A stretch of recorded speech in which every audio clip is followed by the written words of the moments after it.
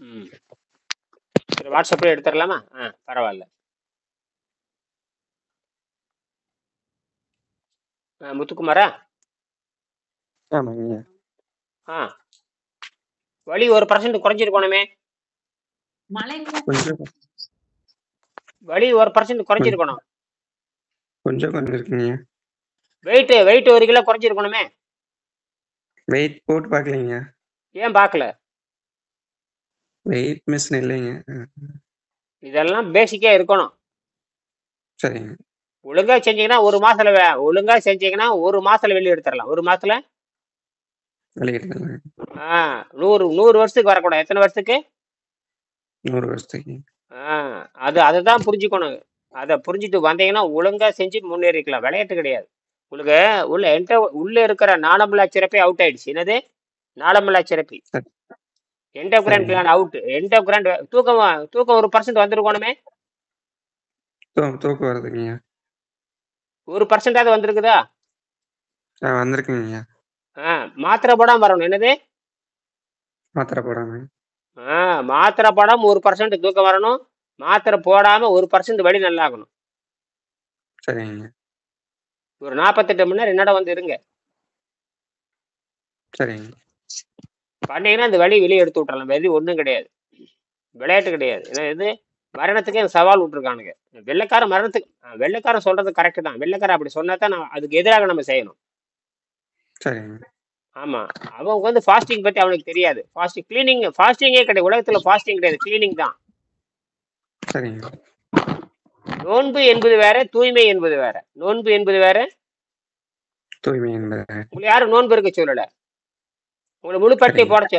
உங்களுக்கு சாப்பிட சொல்லித்தானே சொல்றேன். ஆமாங்க.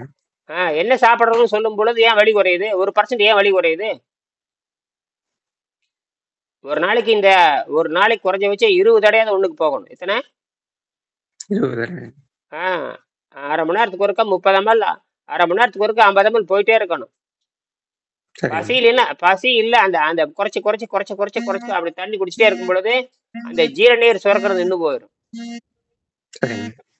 ஜீரநீர் சுரக்க நின்றுட்டாவே நீங்க மரணத்துல இருந்து தப்பிச்சிட்டீங்கன்னு அர்த்தம். அதுக்கப்புறம் நாம வந்து உள்ளுக்கிற விஷயத்தை எடுத்தாகணும். அப்படி நிறுத்தினா கூட பழைய விஷம் வந்து வாயில வந்து படிச்சு ஆளை கொண்டு போடும்.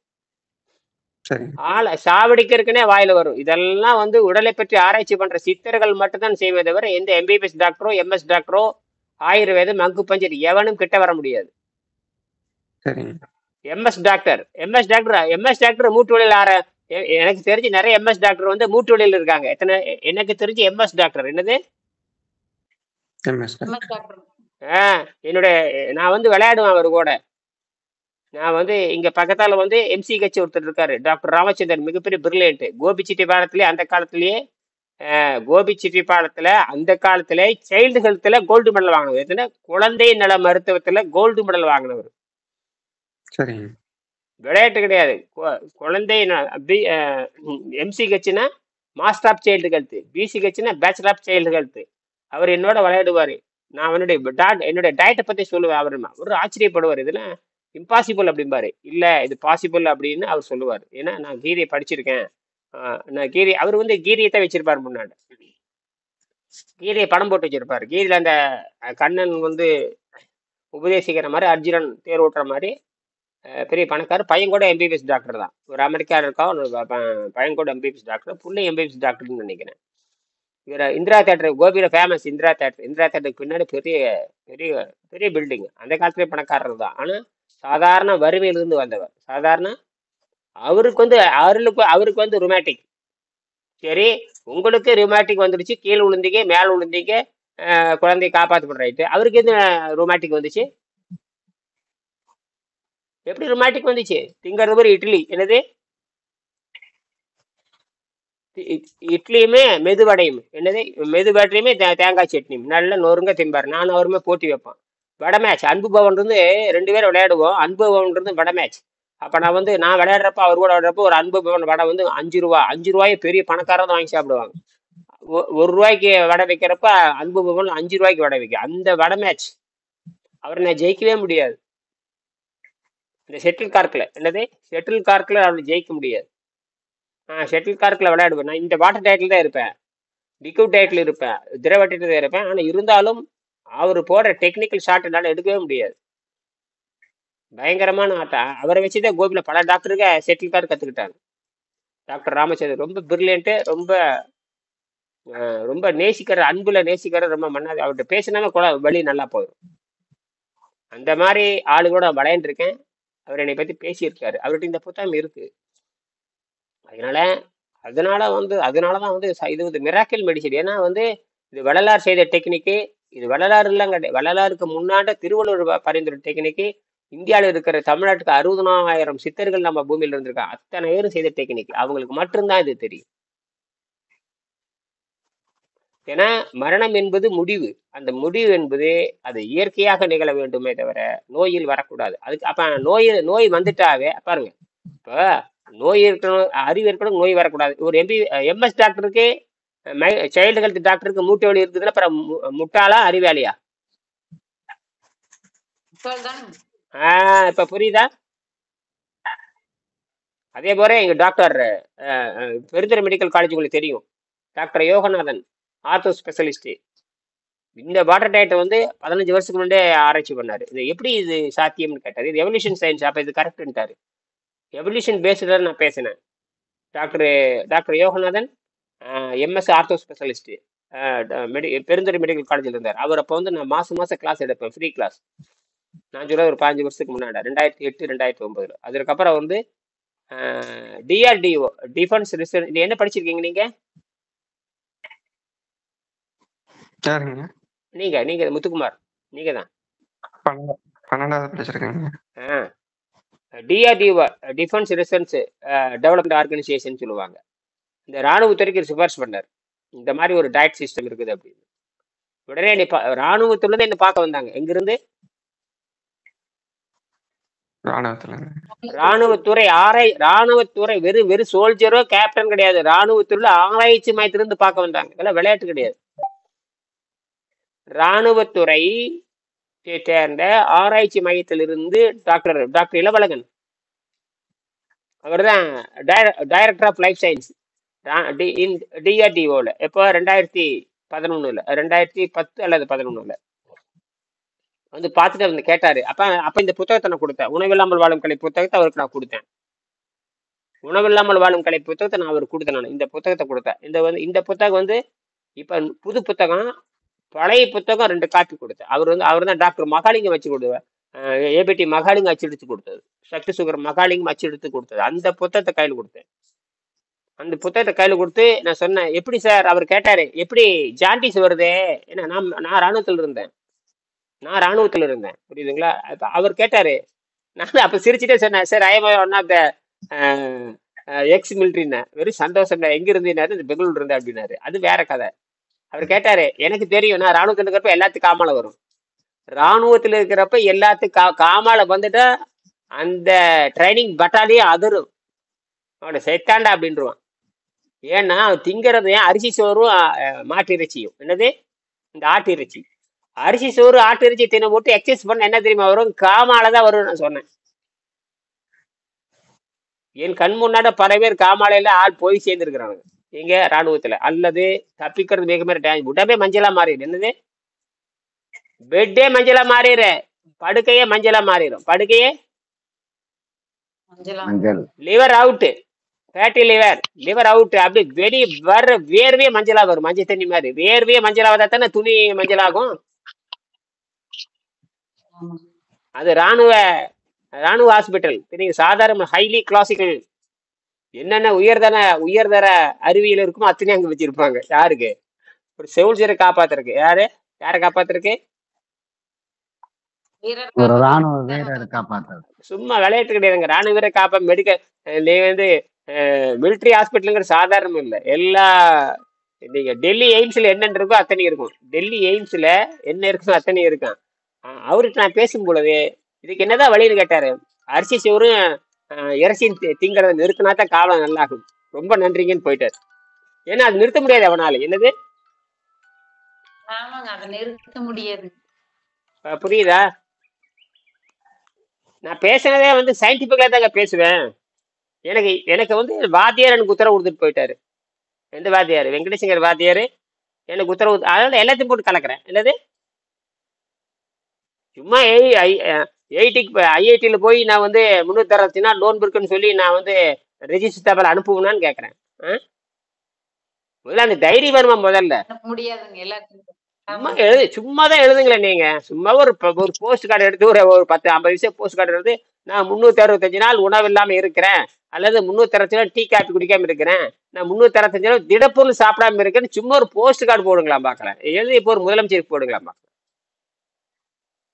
வெள்ள கீழே இருக்கிறது விட்டை நடுங்கி விழுகும்பாங்க, விட்டை விறுவிறுத்து போகும்பாங்க. விட்டை சூடா தான் இருக்கணும். என்னது விட்டை பேழ்ற விட்டை எப்படி சூடா இருக்கணும், அது சில்னஸ் ஆயிரும்பாங்க. அது விட்டை விறுவிறுத்து போகும்பாங்க. அந்த காலத்துல பழமொழி சொல்லுவாங்க, அவனை விட்டை விறுவிறுத்து போகக்கூடா அப்படிம்பாங்க. என்னது சொல்ல முடியாதுல்ல, தைரியம் வேணும் இல்லைங்க, நாங்க சொல்ல முடியுங்களா? ஏன்னா இயற்கை என்னையும் அங்கீகரிக்கிறது. இன்னும் இது ஏன்னா இது வந்து அதிசயத்தில் அதிசயம், அதனாலதான் யாருக்கு இது தெரியாது. என்னது இது ஒரு அதிசயத்துல அதிசயம் இருக்கிறதுனால சாதாரண மக்களுக்கு எப்படி தெரியும்? நான் கோபியில் உட்காந்துருக்கிறது யாருக்குமே தெரியாது. கோபியில் உட்காந்து பேசிட்டு நான் கோபியில் தான் இருக்கேன் தவிர நான் எங்கேயோ டவர்ல உட்காந்து எங்கேயோ பேசிக்கிட்டு இருக்கேன். காலையில பொண்ணுகிட்ட பேசிட்டாரு. இப்போ 5 நிமிஷம் என் பொண்ணுகிட்ட பேசுறேன். கரெக்டா மணி 11:45 படிச்சுட்டு இருக்காங்க. அப்படி படின்ட்டு நான் எனக்கு இங்க 3:50, அங்க மணி அங்க 11:30. நமக்கு அவங்களுக்கு 4 மணி நேரம் வித்தியாசம். இப்ப தெரிஞ்சு போச்சு. அப்ப ராத்திரி 3 மணிக்கு பேசினா அங்க 11 மணிக்கு பேசலன்னு தெரிஞ்சு போச்சு. ஏன்னா அதான் அந்த டைம்ல பேச முடியும். அல்லது காலையில காலையில காலையில வந்து 10 மணிக்கு பேசணும், அல்லது இரவு நான் வந்து 11 மணி 12 மணிக்கு பேசணும், அல்லது இரவு வந்து 3 மணிக்கு பேசணும். கரெக்டா பேசணும்னா அங்க கரெக்டா அந்த 4 மணி நேரம் வித்தியாசம் வரும். இப்ப நான் பேச எவ்வளோ 11:30 60 ரொம்ப நல்லது. 11க்கு நம்மளே 4 மணி 4 மணிக்கு பேசினேன். பேசிட்டு இந்த 1 லிட்டர் வாட்டர் மூடியில பண்ணி காமிச்சிரு அப்படின்னா அதுக்கு தான் நோபல் பரிசு கொடுத்துருக்காங்க. நோபல் பரிசு கொடுத்துட்டானுங்க அதுக்கு.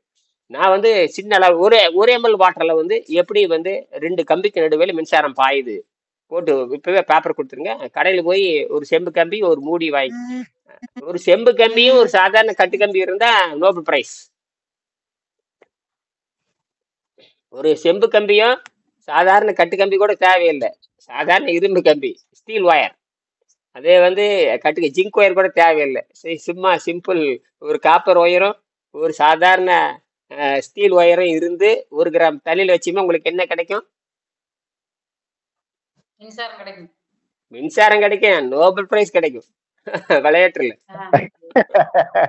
இல்லடா உளறையா வச்சு பாருங்க தெரியும், புளியை கரைச்சிருவேன். 1 கிராம் வாட்டர்ல இருந்து எங்கடா தனி 1 கிராம் வாட்டர்ல இருந்து எங்கடா எலக்ட்ரிசிட்டி வரும்னு எந்த டெக்ஸ்ட் புக், இங்கிலாந்துல இருக்கிற எந்த டெக்ஸ்ட் புக்லயும் கிடையாது. டெக்ஸ்ட் புக் ஆஃப் பிசிக்ஸ்ன்னு சொல்லுவாங்க. இங்கிலாந்து தான் உலகத்துக்கு பேசிக். இங்கிலாந்து தான் உலகத்துக்கு பேசிக். ஏன்னா ஐயா நீ வாய்ஸ் வருது. உங்க அருமையா வருதுங்களே, நல்லா வருது. ஏன்னா மைக்கேல் ஃபாரடே அங்கதான் பிறந்தாரு. மைக்கேல் ஃபாரடே எங்க பிறந்தாரு? இங்கிலாந்து. ஆமா, அவர் தான் எலக்ட்ரிசிட்டி கண்டுபிடிச்சாரு. அவருக்கே ஆப்பு வைக்கிற நாம, புரியுதா? அவர் வந்து கையில சுத்தி மின்சாரம் எடுத்தாரு. நாங்க கையிலும் சுத்துறதுல காலும் சுத்துறதுல 1 கிராம் தண்ணியில இருந்து மின்சாரம் வெளியே வருது. 1 கிராம் தண்ணியிலிருந்து மின்சாரம் வெளியே வருது. 1 கிராம் தண்ணி மின்சாரம் வருது. அது வந்து 2000 மெகாவாட் மின்சாரம் உள்ள இருக்குது. எவ்வளவுங்க? 2000 மெகாவாட். 1 கிராம் தண்ணியில எவ்வளவு இருக்கு? 2000 மெகாவாட். 2000 மெகாவாட்னா சென்னைக்கே மின்சாரம் கொடுக்கலாம் 10 நாளைக்கு. கால்குலேஷன் போட்டு பார்த்துட்டேன். கணக்கு எல்லாம் ஒண்ணும் கிடையாது. எல்லாம் விஞ்ஞானிகள் சொன்ன கணக்கு போட்டு பார்த்துட்டேன்னா எனக்கு வந்து அது 1 ட்ரில்லியன் மாலிகுல் இருக்கு. 1 ட்ரில்லியன் மாலிகுல் அவுட்புட் வந்து 1 மில்லி வாட்ஸ். 1 மில்லி வாட்ஸ் வந்து 1 மில்லி வாட்ஸ் ஒரு மூலக்கூறினுடைய வெளியீடு. ஏன் ஒரு மூலக்கூறின வெளியீடு வந்து 1 மில்லி வாட்ஸ். அப்படி பார்த்தீங்கன்னா ட்ரில்லியன் மில்லி வாட்ஸ் ஒன்று இருக்கு. அது கணக்கு போட்டு பார்த்தா 2000 மெகாவாட் வரும். அதாவது இது மாதிரி உலகத்துல இல்லவே இல்லைன்ட்டான். எப்படி இருக்கா? ஒரு வைஃபை கரண்ட் இருக்கு இல்லைங்களே? ஆமா, வைஃபை கரண்ட் இருக்கு. அது என்னன்னா இப்ப வந்து 10 அடி கொண்டு வந்திருக்கானுங்க. அது 100 மீட்டர் 500 மீட்டர் 1000 மீட்டர் கொண்டு போகல. சார்ஜர் நீங்க வந்து இப்ப ஒயர்லெஸ் சார்ஜர் எல்லாம் வந்துருச்சு. அது 10 அடிக்குள்ள வேலை செய்யும். ஒரு 5 அடி 4 அடிக்குள்ள வேலை செய்யும். எத்தனை அடி? 5 அடி 10 அடிக்குள்ள. ஆமா, பிளக்ல நீங்க போட்டுக்கலாம். அந்த பிளக்ல நீங்க போட்டுக்கலாம். அந்த பிளேட் மேல செல்போனை வச்சிடணும். பிளேட் மேல செல்போன் இப்படி வச்சுட்டீங்கன்னா அது சார்ஜ் ஆகிக்கும். அந்த கான்டாக்ட் இருக்கணும். நான் சொல்றேன்னா கேப்பே இருக்கணும். கேப்ப 5 அடி 6 அடி இருக்கணும். புரியுதா? உதாரணம் கையில வச்சுக்கிறோம். கையில வச்சுக்கிட்டு பிளக் அங்க சொருகிடுறோம். புரியுதா? இடையில எந்த ஒயரும் இருக்கக்கூடாது. இடையில எந்த ஒயர் வைஃபைல இந்த காத்து மூலியமா கரண்ட் வரணுமே. அது பண்ணலாம். அது வந்து எப்படி பண்ணலாம்னு கேட்டீங்கன்னா குவாண்டம்ல, அதாவது வேக்கம்ல பண்ணலாம். அட்மாஸ்பியர்ல பண்றதுதான் பெரிய அட்மாஸ்பியர்ல பண்ணணும்னா அது வந்து ஹை ஃபோட்டான்ஸ், அதாவது அந்த ப்ரெஷர் இருக்கு பார்த்தீங்களா, அந்த எலக்ட்ரிசிட்டி அவுட்புட் வந்து அதிகமான ஃபோட்டானை வந்து வெளி பண்ணணும். ஹை ஃபோட்டான், அதாவது ஹை ப்ரெஷர் கரண்ட் வரணுங்க. ஹை ப்ரெஷர் கரண்ட் வரணும். டிஸ்டர்பன்ஸ் எதுவும் இருக்கக்கூடாது. என்னது டிஸ்டர்பன்ஸ்? தொந்தரவுகள், ஏர் மாலிகுல் டிஸ்டர்பன்ஸ் இருக்கு இல்லையா? ஏர் காற்று காற்றுல வந்து டஸ்ட் எல்லாம் இருக்கும். அந்த காற்று டஸ்ட் எல்லாம் இல்லாம இருந்தா தான் அந்த போட்டான்ஸ் நம்ம வந்து ரீச் ஆகும். ஆனா அப்படி பாத்தீங்கன்னா சூரியன்ல இருந்து வருது இல்ல, நமக்கு போட்டான் வருது இல்ல. ஆமா, அது கரெக்ட்னா இதுவும் கரெக்ட். சூரியன் வந்து 15 கோடி கிலோமீட்டருக்கு அப்பால் இருந்து பூமிக்கு வரப்ப காத்து வந்துருது. பூமிக்கு வரப்ப காத்து வந்துரும் இல்ல. அப்ப ஃபிரிக்ஷன் அந்த அது மட்டும் இல்ல, உராய்வினால எலக்ட்ரிசிட்டியே வராது. ஆனால் இந்த உராய்வு இந்த ஃபிரிக்ஷனை தாண்டி அவ்வளவு ஸ்பீடா வருது. 3 லட்சம் கிலோமீட்டர் வெளியே வருது. அப்ப இது நீ கேட்கற கேள்வி கரெக்ட் தான், செஞ்சிடலாம். அது என்னால முடியும். நான் புரிஞ்சுக்கிட்டாதே, என்னால முடியுங்கிறேன் நான். அதுக்கான ஆய்வகம் இருந்து நான் செஞ்சு காமிச்சிடுவேன். அதெல்லாம் ஒண்ணுமே இல்லைங்க. அதெல்லாம் ஒண்ணும் இல்லை. ஆட்டம்த்தினுடைய ஸ்பீடை புரிஞ்சுக்கணும். ஆட்டம் எலக்ட்ரான் நியூட்ரான் புரிஞ்சுக்கணும். உள்ள இருக்கிற உள்ள இருக்கிற அந்த மேக்னெட்டிக் ரேடியோ புரிஞ்சுக்கணும். போட்டான் ரிலீஸ் புரிஞ்சுக்கணும். வேற ஒன்றும் இல்லை. போட்டான்ங்கிறது ஒளி தான். அது எப்படி ஜம்ப் ஆகுதுன்னு கேட்டிங்கன்னா, எலக்ட்ரான் அதிர்றப்ப போட்டான் ஜம்ப் ஆகும். நியூட்ரான் அதிர்றப்ப போட்டான் ஜம்ப் ஆகும். அப்புறம் வந்து நியூட்ரான் ஜம்ப் ஆகுறப்ப போட்டான் ரிலீஸ் ஆகும். ஒரு ஆட்டம்ல 3 தான் இருக்கும் பேசிக்கா: எலக்ட்ரான், நியூட்ரான், புரோட்டான். எலக்ட்ரான் இருக்கும், அதை 5ஆம் கிளாஸ்ல படிச்சிருப்பான். 1 மார்க் நானே வாங்கியிருக்கேன். 1 மார்க் வாங்கியிருக்கேன். எலக்ட்ரான், நியூட்ரான், புரோட்டான், அவ்வளவுதான் இருக்கும். இது இந்த 3மே அதிரும். எலக்ட்ரான் அதிரும், அப்புறம் நியூட்ரான் அதிரும், இந்த புரோட்டான். சார் அப்படிதான் உடம்பு இயங்குது. அதனாலதான் உங்களுக்கு ஆகாரத்தை நிறுத்த சொல்றேன். என்னது? அதனாலதான் ஆதாரத்தை நிறுத்தன்றீங்க. ஆகாரத்தை ஆதாரம் ஆதாரம் இல்ல. சாப்பாடு ஊட்ட பேக்கு, ஊட்ட நிறுத்த பேக்கு, ஸ்டாப் மாட பேக்கு, ஊட்ட ஸ்மார்ட். நேற்று தான் நம்ம பேச்சு எங்கிட்ட, எங்க இலங்கால இருந்து பேச்சு, இலங்கால தான் எங்க பேச்சு. ஐயோ உடம்புல குத்துது குடையுதுன்னு. இதுக்கு ராமச்சந்திரா மிஷின்ல அந்த அம்மா ஒரு லீடரு. ராமச்சந்திரா மிஷின்ல வந்து அந்த ஊர்ல ஒரு லீடர் அந்த அம்மா. ராமச்சந்திரா மிஷின் உலக அளவுல பெருசு. இந்தியாவில பெரிய பெரிய நிறுவனம் ராமச்சந்திரா மிஷின் இல்லாத பிரான்ச்சே கிடையாது. கோபிலேயே இருக்கு ராமச்சந்திரா மிஷின் இருக்கு. ஒரு டாலர் மாதிரி கவலை போட்டு சின்ன ஒரு டாலர் மாதிரி வச்சிருப்பாங்க, பேக்கெட்ல குத்திருப்பாங்க. அது மாதிரி ஒரு வெள்ளி அந்த மாதிரி இப்படியே ஒரு மாதிரி ஓவல் மாதிரி வட்டமா இருக்கும். அது என்ன மாதிரி இருந்துட்டு போட்டுங்க, ஆரோக்கியம் எங்கீங்க? நீ என்ன அந்த அம்மா என்ன மாதிரி வச்சுட்டு போனிய ராமர்? நீ ராமர் படத்தையும் உள்ள வச்சுக்க யாரு வேண்டாங்கிறாங்க? பக்கத்துல ராமர் சீதா கல்யாணம் படத்தையும் உள்ள வச்சுக்கோ. யார் மூட்டு நல்லாயிருமா? சரி, நான் கேட்கறேன், நீங்க ராமராவே மாறிடுங்க. அல்லது வந்து பொம்பளைங்களும் சீதாவா மாறிட்டோம், ஆம்பளைங்களும் ராமரா மாறிட்டோம். இங்க நோயை குணமாக்குங்க பாக்கலாம்.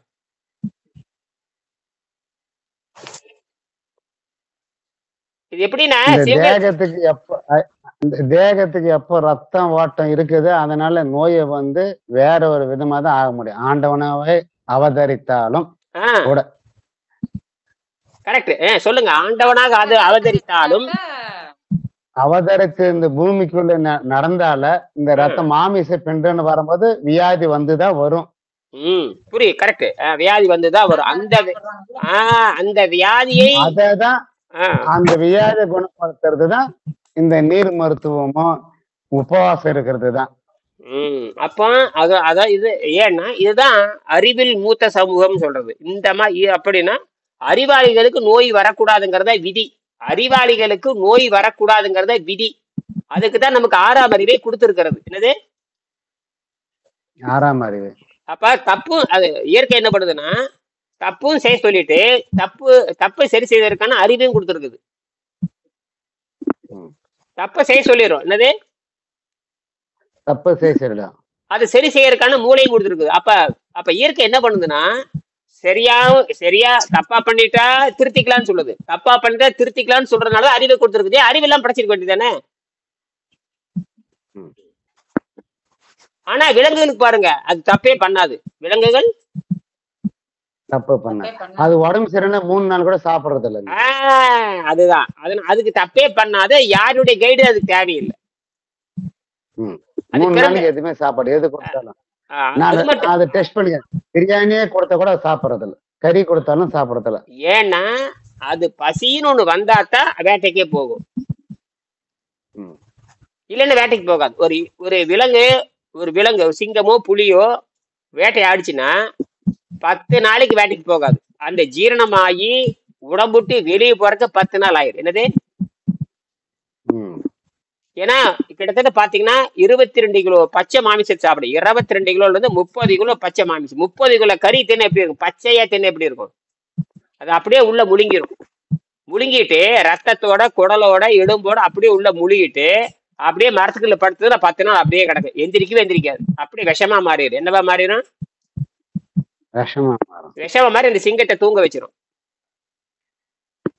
அது முடிக்கிறதுக்கு 10 நாள் ஆகும். அப்ப சுண்டலி ஏறினாலும் சரி நேரம் நீங்களே படுத்து மேல 10 நாளைக்கு படுத்து தூங்கினாங்க கூட சிங்கம் அப்படி பார்த்துட்டு கம்முன்னு கிடக்கு. சிங்கம் பார்த்துட்டு எந்திரிக்க முடியாது, கைகளை ஆட்ட முடியாது.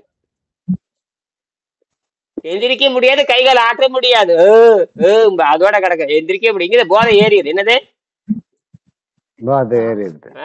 இதுதான். இதுக்கு பேர் இறை எடுத்த பாம்பும்பாங்க. இறை எடுத்த பாம்பு நகராது, அப்படியே கிடக்கு. இறை எடுத்த முட்டை முடுங்கிடுதுன்னா அந்த பாம்பு நகராது. முட்டையை ஒண்ணு வேண்டாம். ஒரு பாம்பை கொல்லணும்னா ஒண்ணு பண்ண தேவை. 2 முட்டையை போடுங்க, முடுங்கிடுதுன்னு வச்சுக்க மாவன அது அங்கேயே படுத்துக்கு. நீ கையில எடுத்துட்டு வந்துடலாம். ஏன்னா அது கோபம் இல்லாம இருக்கணும். அது தானா முட்டை முழுங்கிற பிடிக்கணும். நீங்க தானா முட்டை முழுங்கிடுதுன்னா அதை பிடிச்சிட்டீங்கன்னா பாம்பு ஒண்ணுமே பண்ணாது. ஏன்னா அந்த முட்டை போய் வயிற்றுல முட்டிக்கும். முட்டை போய் வயிற்றுல முட்டிக்கும். சீரணமாகறதுக்கு 5 மணி நேரம் ஆகும், 6 மணி நேரம் ஆகும். நகரவும் முடியாது. அதுக்குதான் இறை எடுத்த பாம்புன்னு சொல்லுவாங்க. இப்ப நீங்க என்ன பண்ணிட்டீங்க? இறைய ஓவரா தின்ட்டாங்க. இவர் யாரு? முத்துக்குமார் இறைய ஓவரா தின்ட்டாங்க. நீங்களும் ஓவரா தின்ட்டீங்க, நானும் தின்னுட்டு நீ எல்லாம் ஓவரா தின்னாச்சு.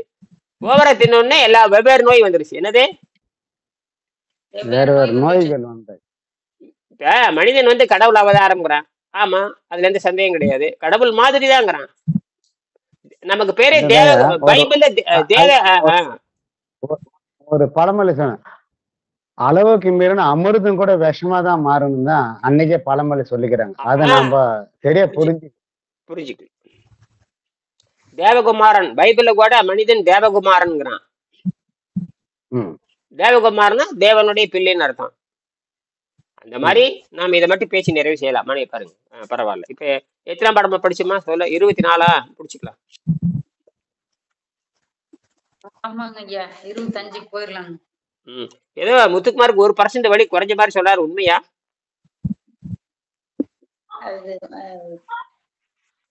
1% தூக்கம் வந்த மாதிரி சொல்றாரு. உண்மையா?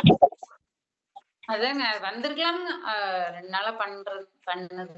ஏன்னா எனக்கு 72 மார்க் ரிசல்ட் வந்தாகணும். உண்மைதான் சொல்றீங்களா முத்துக்குமாரு?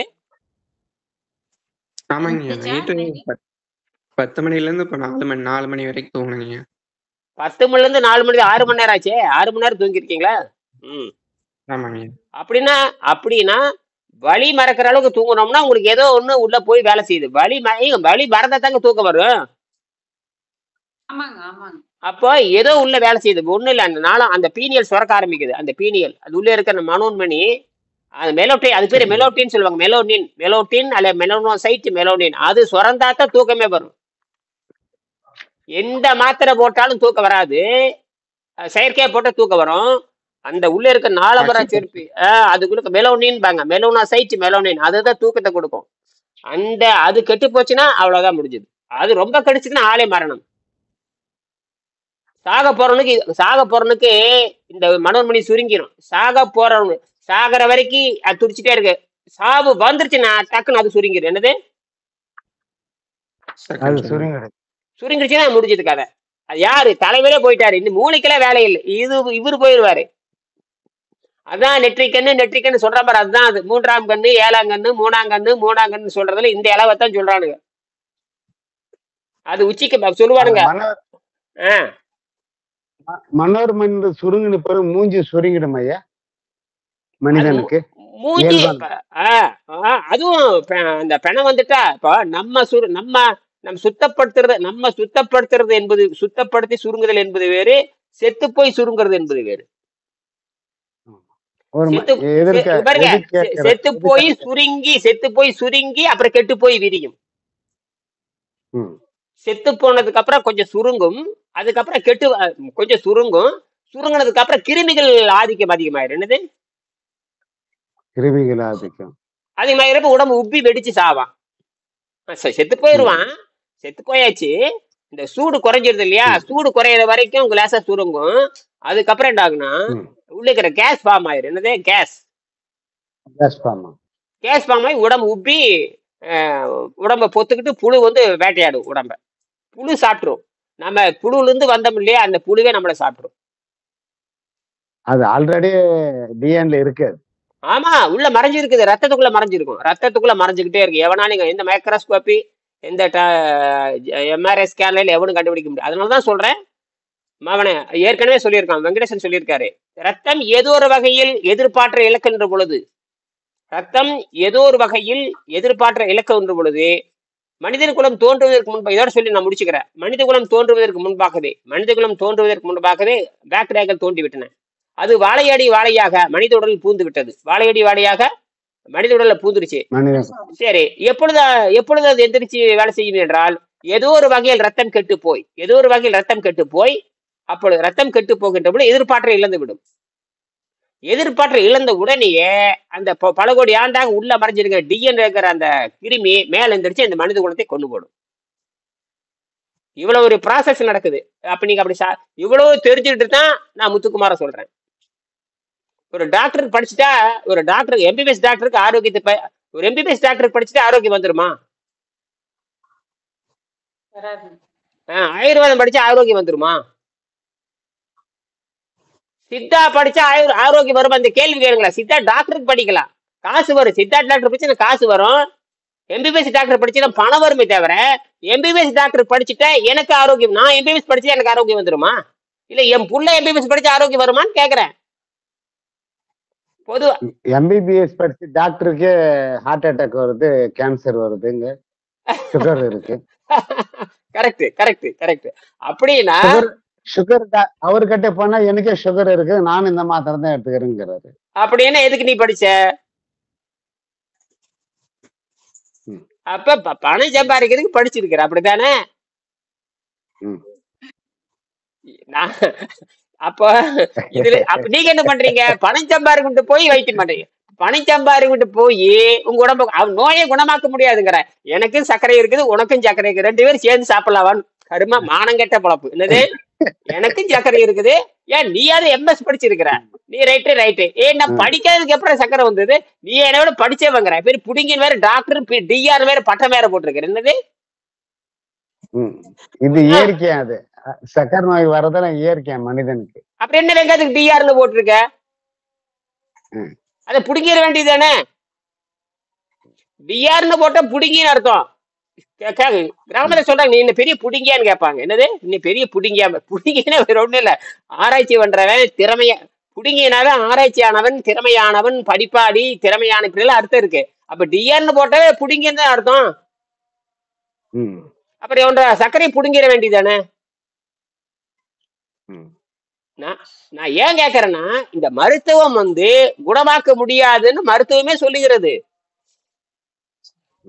நீங்க மருத்துவத்தையே புரிஞ்சுக்காம உங்களுக்கு என்ன அறிவு இல்லைன்னா, அந்த தேடல் அறிவோ, உண்மையை சொல்ற அறிவுனா, உண்மை யார் சொல்றாங்க, பொய் யார் சொல்றாங்க உங்களுக்கு தெரியல. ஏன்னா எல்லாமே பொய் தான் சொல்றாங்க, எல்லாரும் பொய் தான் சொல்றாங்க. அதனால உண்மை சொல்றவன கூட அவன் அந்த மாதிரி இருப்பானோ? இப்போ எல்லா இடத்துலயும் சாராயம் விக்குது, ஒரு இடத்துல பால் வித்துட்டு இருக்குது. நீ என்ன நினைப்பீங்க?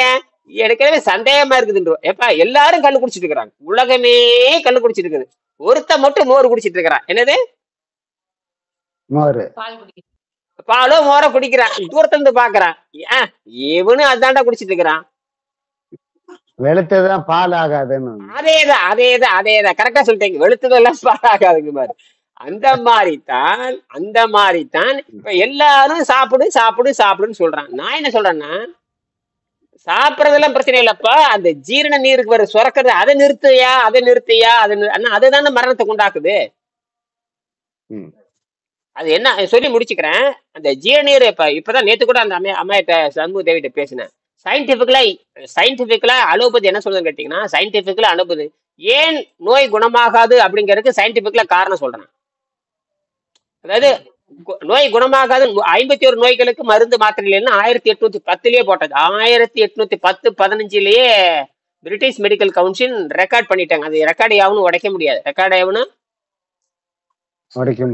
1810லயே போட்டாச்சு. 1810 200 ஆண்டுக்கு முன்னாடி எழுதிட்டேன். இந்த நோய்கள்லாம் மாத்திரை மருந்து கிடையாது, எவனாலும் கண்டுபிடிக்க முடியாது. அப்படி யாராவது கண்டுபிடிச்சுன்னு சொன்னா அது அலோபதிக்கு எதிரானது. என்னது? அது மட்டும் இல்லாம அலோபதிங்கிற பேரே போட்டு கூடாது. அலோபதி MBBS MD MSc போட்டு கூடாது. நீ எனக்கு எப்படி? நான் கண்டுபிடிச்சதே நீ எப்படி? நீ உன்னோட நாட்டுல ஏதாவது இருக்கலாம், உன்னோட நாட்டுல மருந்து மாத்திரை எதுவா இருக்கலாம், அது பிரச்சனை இல்ல. நீ MBBS டாக்டர் படிச்சுக்கிட்டு MS படிச்சுக்கிட்டு MD டெவலப் MBBS பேசிக்கு, MSங்கிறது டெவலப்மெண்ட், MD டெவலப்மெண்ட், அடுத்தடுத்த டிகிரிக்கு போற, அது விட்டுருங்க. அப்ப இது பேர் அலோபதினு வச்சுக்கலாம். அல்லது அலோபதியின் படி 51 நோய்கள் ரொமாட்டிக்கல குணம், இது வாத நோய், இதெல்லாம் குணமாக்க முடியாதுங்கிற பொழுது நீ எப்படி ஸ்பெஷல் டாக்டர்னு பேரே போடக்கூடாது. என்னது? ஸ்பெஷல் டாக்டர்னு பேர் போடு. நியூரோ ஸ்பெஷலிஸ்ட், சுகர் ஸ்பெஷலிஸ்ட், அப்புறம் ரொமாட்டிக் ஸ்பெஷலிஸ்ட், இந்த மாதிரி ஸ்பெஷலிஸ்ட்ங்கிற பேரே போடக்கூடாது. அப்படி நாம நினைச்சுக்குவோம் சிறப்பு மருத்துவர், சிறப்பு நோய் மருத்துவர்னாலே நோய் குணமாக்குறவாரு நினைச்சுக்கிறோம் நாம, அப்படித்தானே? ஆமா. ஸ்பெஷல் ஸ்வீட்னு போட்டுக்கலாம், ஸ்பெஷல் காரம்னு போட்டுக்கலாம், அது ரைட்டு, ஸ்பெஷல் டீன்னு கூட போட்டுக்கலாம். ஆனா நீ ஸ்பெஷல் டாக்டர்னு போட்டா எதுக்கு நீ ஸ்பெஷல்? ஹார்ட் ஸ்பெஷலிஸ்ட்ங்கிற அறிவுகிட்ட மட்டுமே செரியனே ஹார்ட் தான். செரியன் இந்தியாவுக்கு மிகப்பெரிய ஆர்டிஸ்ட், மிகப்பெரிய cardiology specialist doctor Cherian. Bharat Ratna என்னமோ வாங்கினார், பாரத ரத்னாவை என்ன அளவோ வாங்கினார் நினைக்கிறார். இப்பதான் செத்து போனார், யானை குட்டி மாதிரி இருப்பாரு, எந்திரிச்சு நடந்தாரு, டபக்குன்னு ஹார்ட் அட்டாக் செத்து போயிட்டாரு. இந்தியாவுடைய தலை சிறந்த இதய மாற்று அறுவை சிகிச்சை. நீ இதயத்தை ஆராய்ச்சி பண்ணி கழிவுகிற வேறுடைய இதயத்தை பொருத்தி புகழ்பெற்ற டாக்டர் அவரே என்ன பண்ணாருன்னா, இந்த 6 மாசத்துக்கு முன்னாடி உட்கார்ந்து இருந்த யானை ஆளே 150 கிலோ இருக்கானுங்க. ஆள் 150 கிலோ இருக்கிறான், வயது 85 இருக்கும். ஐயா 80 வயது ஆக உடம்பு இழைக்கணும். வயது ஆக என்ன ஆகணும்? உடம்பு இழைக்கணும். உடம்பு பெருத்திட்டு போன என்ன அர்த்தம்? நீ பன்னிக்குட்டின்னு அர்த்தம். பன்னிக்குட்டிக்கு மாறட நீ அறிவாளிங்கிற, உனக்கு போட்டு தள்ளிடுமா? அவன் எவன் அறிவாளின்னு சொல்றான்னு முதல்ல அவனை சாவடிடுறாங்குது. அப்ப நம்ம இனியன் முட்டாளாவே இருந்துட்டு போவோமே. நமக்கு நோய் மட்டும் நான் முட்டாள் தான், ஆனா நோய் மட்டும் எனக்கு வரக்கூடாது. இது எப்படி? நீ அறிவாளி, உனக்கு நோய் வரலாம், நான் முட்டாள், எனக்கு நோய் வரக்கூடாது. அப்ப நீ பெருசு நான் பெருசு? நான் தாண்டா பெருசு, நான் முட்டாள்ற, ஆனா என்கிட்ட வைத்தியம் நடக்குதே. இதுதான் பிரம்ம ரகசியங்கிறது. இதைத்தான் பார்ப்பான்னு சொல்றது, இதான் பிரம்மன்னு சொல்றது, இதுதான் பிராமணன் சொல்றது. பிராமணன் ஒரு புடுங்கியும் கிடையாது. அறிவை அறிந்தவன், இயற்கையை புரிந்தவன், அவன் தான் பிராமணன். பிராமணன் தெரியுமா அர்த்தம்? பிரம்மன் பேரு. பிரம்மன்னா உண்மைன்னு அர்த்தம். என்னது? பிரம்ம ஞானத்தை யாருக்கு அறிஞ்சானோ அவன் தான் பிராமணன். அதுதான். அப்ப அங்க பிறவியில ஒரு இளவும் கிடையாது. நெத்தியில பிறந்தா, சூத்துல பிறந்தா, குண்டியில பிறந்தா, வயிற்றுல பிறந்தா சொல்ற மாதிரி அதெல்லாம் அடிப்படை பொய். அடிப்படை பொய். பிரம்ம ஞானத்தை யாரு இப்ப நீங்க சொல்றீங்க, பிரம்மத்தை பத்தி பேசுற, அண்டத்தை பத்தி அதை பேசுறது யாரு தெரியுமா? அவன் தான் பிராமணன். ஒண்ணும் வேண்டாங்க. பிரம்ம ஞானம் ஒரு பாப்பான், ஒரு கோயில் பூசாரி, அது ஒரு முல்லா, ஒரு பாதிரியாரு, ஒரு சர்ச்சு, இந்த மாதிரி மதவாதிகளுக்கு எவனாலும் ஒருத்தன் தனக்கு வந்த சக்கரை நோய கடவுள்கிட்ட பிரார்த்தனை பண்ணி நல்லா இருக்கானா? அப்புறம் என்ன புடுங்கிறதுக்கு மணி ஆட்டுறீங்க?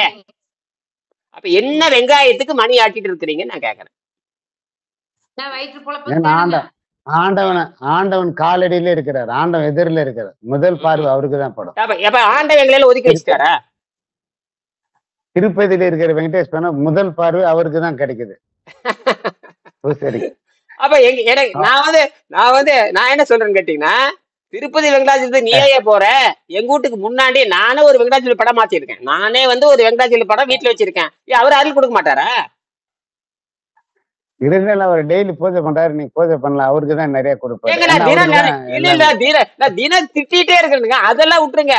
நான் எனக்கு தான் பவர் அதிகம், திட்டுறவனுக்கு தான் பவர் அதிகம், திட்டுறவனுக்கு தான் பவர் அதிகம். நான் தான் எதிர்த்து பேசுறேன்ல. சரி சரின்னு போனா அது ரைட். நான் தான் எதிர்த்தே பேசுறேன் மவனை. நம்ம எதிர்த்தே உண்மையாலும் பாருங்க, வெங்கடாஜலபதிக்கு மானரோசம் இருந்தா இன்னைக்கே எனக்கு சக்கரை நோய் வரணும். வெங்கடாஜலபதிக்கு மான ரோசம் வீடு சூடு சொரண வெக்க இருந்ததுன்னா இப்பொழுதே எனக்கு பிளட் செக் பண்ணா எனக்கு 300 சுகர் காட்டணும். எத்தனை காட்டணும்? 300. அப்புறம் மூளை செயல்படக்கூடாது. என்னது 300 சக்கரை வந்தா மயக்கம் வந்துட்டு செத்து போயிடுவேன். இங்க மவனை நீ சாவு விட்டு பாக்குறீங்க. நீ இவ்வளவு பேசுறிய, நீ சாவு விடு. நீ லட்டு வேண்ட விடலாம், ஆனா மவனை நீ சாவு விட முடியாது. ஏன்னா இங்க பரிணாம சித்தாந்தத்தின் அடிப்படையில் பட்னி இருக்கிறவனுக்கு சாவு ஏவ முடியாதுன்னு பைபிள் சொல்லுகிறது. பட்னி இருக்கிறவனுக்கு சாவை ஏவ முடியாது. பைபிள் எல்லாரும் தான் படிப்பாங்க. Bible top most. எல்லா வேதத்தை விட பைபிள் தான் எல்லாரும் படிச்சுட்டு இருக்காங்க. உலகத்திலே பைபிள் படிக்கிறவன் அதிகமா இருக்கான். பைபிள் படிக்கிறவன் அவன் வேதத்திலே இருக்குது. அவன் வேதத்திலே சொல்லியிருக்கான் பட்னி இருக்கிறவன் உபவாசம் இருக்கிறவனுக்கு கடவுள் நினைத்தாலும் மரணத்தை ஏவ முடியாது. ஏன் என்று சொன்னால் அவர்கள் பாவம் செய்வதில்லை, ஏனென்றால் அவர் உணவை அருந்துவதில்லை. இதுதான் நான் பாவத்தை செய்யாதுன்னு சொல்றது. உணவு அருந்தாம இருக்கிறதா பாவத்தை செய்யாதவன் அர்த்தம். அதனாலதான் ஆதாம் ஒரு பழத்தை போடும் பொழுது ஐயோ பாவம். ஆதாம் அப்படி காட்டுக்கு கதை பாருங்க. காட்டுக்கு போறாங்களா, ஒரு பழம் சாப்பிடுறாங்களா, பழம் சாப்பிட்டோன்னே எல்லா துன்பம் வந்துருச்சான். பழம்ங்கிறது ஒரு உணவுன்னு வச்சுக்கலாம். பழம்ங்கிறது ஒரு உணவு போனோம். அது வரைக்கும் தூயமா இருந்தவங்களுக்கு, அது வரைக்கும் ஆதாம் தூய்மை. ஆதாம்ங்கிறது தமிழ், ஏவாளுங்கிறது தமிழ், தூய்மையான தமிழ். ஆதாம்ங்கிறது தூய தமிழ், அவ்வாள்ங்கிறது தூய அவ்வை, அவ்வாள் அவ்வை அவையார் எல்லாம் அம்மான்னு அர்த்தம், பெண்ணுன்னு அர்த்தம். ஆதம்னா முதல்வன் அர்த்தம். ஆதம்னா முதல்வன். அப்ப முதல்வன் முதல்வி, அவ்வளவுதான். நல்ல தமிழ், தூய தமிழ் பேர் வச்சுட்டானுங்க. சரி, ஒரு பழம் சாப்பிட்டதுக்கு அந்த ஒரு பழம் சாப்பிட்ட பாவத்தை நம்ம ஏத்துக்கணுன்ற மாதிரி அருகு.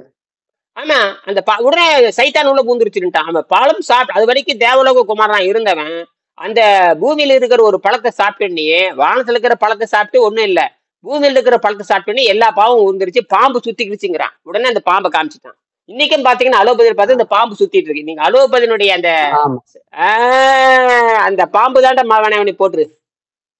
இப்ப புரியுதா? அந்த பாம்பை பிரிச்சு விடணும் மாவனுக்கு. அந்த பாம்பை நம்ம கிட்ட கொத்தனை பாம்பை கழட்டி விடணும். அதுக்குதான் என்ன சொல்றான், இப்ப சொல்ல வந்து முடிச்சுக்கிறேன். வயிற்றில் அந்த ஜீரண நீர் சுரந்துட்டாவே நோய், இந்த செல் டேமேஜ் ஆகுதுன்னு சொல்றான். பசின்னு ஒண்ணு வந்துட்டாவே உன்னோட ஹெரிடிட்டி, அதாவது ஹெரிடிட்டின்னா பாரம்பரியமே இருக்கிற எதிர்பார்ப்பு டேமேஜ் ஆகுதுன்னு கண்டுபிடிச்சிருக்காங்க. இது கண்டுபிடிச்சு 60 வருஷம் ஆச்சு. இது கண்டுபிடிச்சு 60 வருஷம். அதுக்கு பேர் 60 வருஷம். அவன் என்ன சொல்லிட்டானா, அது அக்கர்ஸ் நேச்சுரலா நடக்குதுன்னுட்டான். அது செல் டேமேஜ் ஆகுறது நேச்சர்ன்ட்டான். செல் டேமேஜ் ஆகுறது இயற்கைன்னு சொல்லிட்டேன். நீ இயற்கைன்னு வச்சிருக்கிற, நான் என்ன பண்ற, இயற்கை மன வலிமையால் என் வழியில திருப்புறேன். அது ஏன் சுரக்குது? வாயில வச்சா சுரக்குதுங்கிறான். அது ஏன் சுரக்குதுன்னு கேட்டீங்கன்னா, வாயில வச்சாலே சுரக்குது, நினைச்சாலே சுரக்குதுங்கிறான். நான் அப்படின்னா அதனாலதான் பகவத்கீதை சொல்றான், டே சுவையை விட்டுறாங்க. என்ன சுவையை நினைச்சீங்கன்னா சுரந்துரு, நீ மரணம் வச்சியோ. அது என்ன கரெக்டா எங்க கனெக்ட் ஆகுது பாருங்க. நீ சுவையை நினைச்சீனாவே ஜீர்நீர் சுரந்துரு, ஜீர்நீர் சுரந்துட்டாவே சாவு உறுதி. இது திருவள்ளுவர் என்ன பண்ணிட்டாரு, இதெல்லாம் படிச்சு பாக்குறாரு. திருவள்ளுவர் எல்லாத்தையும் கீதையை படிக்கிறாரு, அதை படிக்கிறாரு, பைபிள் எல்லாம் பாத்துருக்காரு. பார்த்துட்டு கடைசியில நேர ஜீர்நீரை நிறுத்தி பழகுன்ட்டாரு. ஜீரண நேரம் நிறுத்தி பழகிட்டீங்கன்னா எந்த அரசனிட்டும் போய் பிச்சை எடுக்க தேவையில்லை, எந்த அரசனும் புகழ் பாட தேவையில்லை. அதனாலதான் திருவள்ளுவர் கண்டங்காட்டி எந்த அரசர்களும் திருவள்ளுவரை ஏற்றுக்கொள்ளவே இல்லை. ஏன்னா அவர் யார்ட்டும் பிச்சை எடுக்க மாட்டார், யாரையும் புகழ்ந்து பேச மாட்டார், யாரையும் புகழ்ந்து பேச மாட்டார். புகழ்ந்து பேசுறதும் இல்ல, இகழ்ந்து பேசுறதும் இல்ல. இதை மட்டும் புரிஞ்சுக்கங்க. ஆகையினால மீண்டும் ராத்திரி நாளைக்கு காலையில 10 மணிக்கு பேசலாம். நன்றி.